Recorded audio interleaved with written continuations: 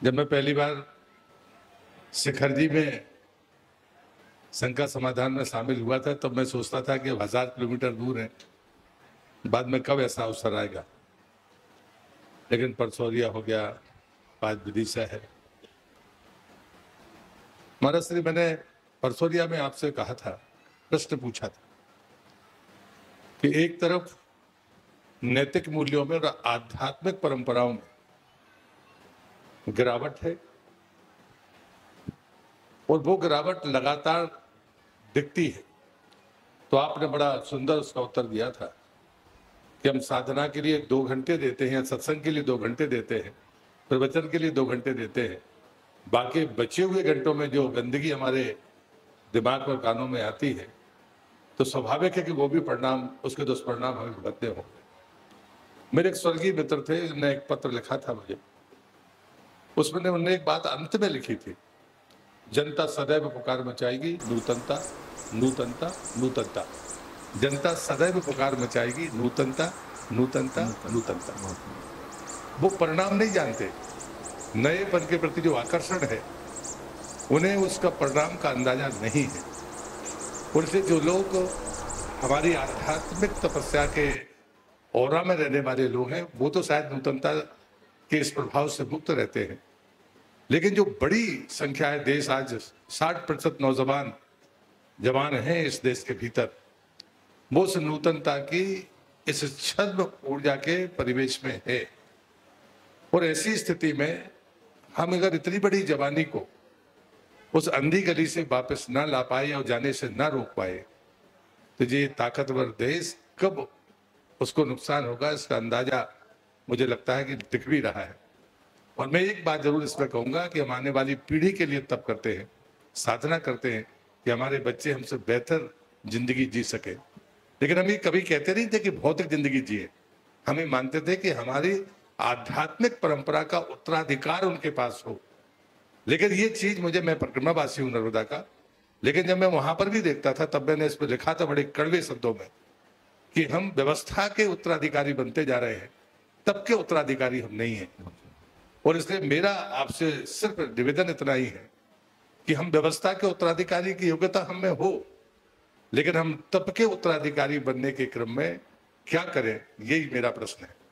बहुत ही सामयिक और गंभीर सवाल, ऐसे 2 मिनट खड़े रह सकते हैं। अच्छा, और ऐसे आपके जितने भी सवाल होते हैं एक मनीषी जैसे सवाल होते हैं। और मैं समझता हूँ आज के इस दौर में पूरे देश में ऐसे सवालों पर चर्चा होनी चाहिए, लोग इसकी बड़ी अपेक्षा मुझे दिखती है। इस संदर्भ में मैं 2 बातें कहूंगा। पहली बात, आधुनिकता। मेरी राय में आधुनिकता बुरी नहीं, बशर्ते हम अपनी मौलिकता को सुरक्षित रखें। आज के इस दौर में जो आधुनिकता की अंधी दौड़ है, उस अंधी दौड़ में लोगों ने अपनी मौलिकता को खोना शुरू कर दिया। हम लोग पहला प्रयास ये करें कि हम अपनी मौलिकता को बचाने का जितना बन सके अभियान चलाएं। हमारी सोच मौलिक हो और हमारे जीवन शैली में वो मौलिकता प्रतिष्ठित हो। यदि ये बातें जुड़ जाती है तो आधुनिकता से कोई फर्क नहीं पड़ता। आज आधुनिकता के नाम पर केवल अंधानुकरण को माना जाता है, जबकि हमारी संस्कृति मनुष्य को हमेशा प्रेरणा देती है। हमारी संस्कृति कहती है तुम आधुनिक बनो, काल और काल की चेतना के साथ सामंजस्य बना के चलो, लेकिन अपनी मौलिकता को बचाओगे तभी ये कर पाओगे, अन्यथा इस बहाव में बह जाओगे। विडंबना केवल यही है कि लोग बह रहे हैं, और उसकी जो मूल वजह है वो ये है कि हम इस तरह की कोई तैयारी नहीं कर रहे।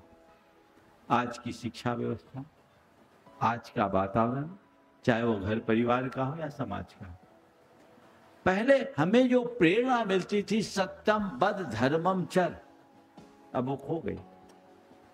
आज की शिक्षा पूरी तरह पश्चिमी जीवन मूल्यों पर आधारित हो गई, जहां केवल लर्निंग और अर्निंग की बात की जाती है, जबकि हमारी संस्कृति लर्निंग और अर्निंग को दूसरे नंबर पर रखती, लिविंग की बात पहले की जाती थी। जीवन के मूलभूत तत्वों को जब तक हम नहीं समझेंगे तब तक कोई बदलाव नहीं हो सकता। हमें इस दिशा में प्रयास करना चाहिए, व्यक्तिगत स्तर पर, सामाजिक स्तर पर और शासन और प्रशासन के स्तर पर। आपने बिल्कुल सही कहा कि ये देश इतना समृद्ध देश है जिसमें 60% के लगभग युवा है, लेकिन ये युवा अगर भटक जाएंगे तो देश का बंटाधार होगा। हमें इस शक्ति का पल पल उपयोग करने का प्रयास करना चाहिए। उसके लिए जो कुछ अपेक्षित है वो कार्य करना चाहिए, योजनाएं बनाना चाहिए। वर्तमान में केंद्र की सरकार ने नई शिक्षा नीति को आगे बढ़ाया है, उनमें इन बिंदुओं को जोड़ा गया, गुरुदेव का परामर्श भी उसमें जुड़ा। राज्य की सरकार भी कुछ कर रही है, पर मैं ये कह रहा हूं पूरे देश भर की सरकारें भी इस काम को करें। पर मेरा मानना है ये सब काम केवल सरकार के स्तर पर नहीं होगा, ये सब काम तभी होगा जब हर व्यक्ति के हृदय में वैसी चेतना जागेगी। हमें वो चेतना जगाना है, लोगों को ये समझाना है तुम आधुनिक बनो, हमें उससे कोई परहेज नहीं, पर अपनी मौलिक पहचान को कभी खंडित मत होने दो। मैं आपको एक बात बताता हूं, मेरे संपर्क में एक बड़े उद्यमी, उनका एक बेटा लंदन एक कंपनी में जॉब कर रहा था। आपको सुनकर के बड़ा अच्छा लगेगा। उस बेटे को 4 साल में उस कंपनी के डायरेक्टर के पोस्ट पर बिठा दिया गया। कंपनी बहुत बड़ी थी। कंपनी के मालिक ने जो बात कही, उसकी प्रगति का जो मूल आधार था, वो सबके लिए प्रेरणादायी। कंपनी के मालिक उसके कार्यशैली, उसकी विचारधारा, उसकी प्रवृत्ति, उसके व्यवहार से बहुत प्रभावित था, और उसने जब उसे डायरेक्टर की पोस्ट पर बिठाया तो ये कह करके बिठाया कि मुझे तुम्हारे अंदर भारत के दर्शन होते हैं, इसलिए मैं तुम्हें बिठा रहा हूं। और दूसरे लोग जो आते हैं उन्होंने अपनी मौलिक पहचान को खोई, लेकिन तुम में जब मैं देखता हूं तो तुम में पूरे भारत और भारतीयता के दर्शन होते हैं। वो कंपनी इंग्लैंड की, लंदन की कंपनी थी, भारतीय नहीं था, लेकिन वो उस बात का उसे बड़ा प्रभाव था कि ये आदमी उसूलों से बंधा हुआ आदमी है, और जो मनुष्य उसूलों से बंधता है वही उपलब्धियों तक पहुंचता है। हमें ये बात हर बच्चे बच्चे तक पहुंचानी चाहिए। हम किसी की कॉपी क्यों बने, फोटो कॉपी क्यों बने, दूसरों का अंधानुकरण क्यों करें? अपनी मौलिक पहचान को हम रखें।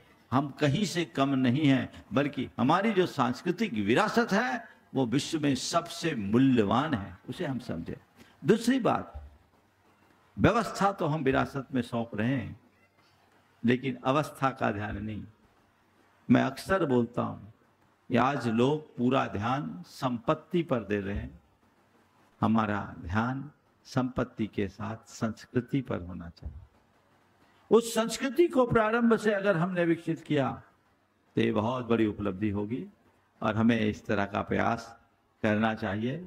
हम तो ये उम्मीद रखते हैं कि आने वाले दिनों में जो केंद्र की व्यवस्था में एक नया रूप आएगा, शायद भारत नए अभ्युदय को प्राप्त करे और आगे बढ़ा सके। ये प्रयास करना चाहिए। कल रिजल्ट खुलना है, लेकिन ऐसे तो रिजल्ट जनता के बीच लगभग खुल ही गया है। हम लोग तो बता रहे हैं, अब तो केवल ये तय होना है कि कितना है। लेकिन मैं बहुत आशान्वित हूँ, खासकर मोदी जी के प्रति, क्योंकि उनकी निष्ठा भारत और भारतीय संस्कृति के प्रति बहुत गहरी रही है। अगर इस तरह का नेतृत्व देश को मिलेगा तो देश निश्चित प्रगतिशील बनेगा, और देश अपनी मौलिक पहचान को स्थापित कर पाएगा, और उसमें आप जैसे लोग लगेंगे तो और 4 चांद लगेंगे।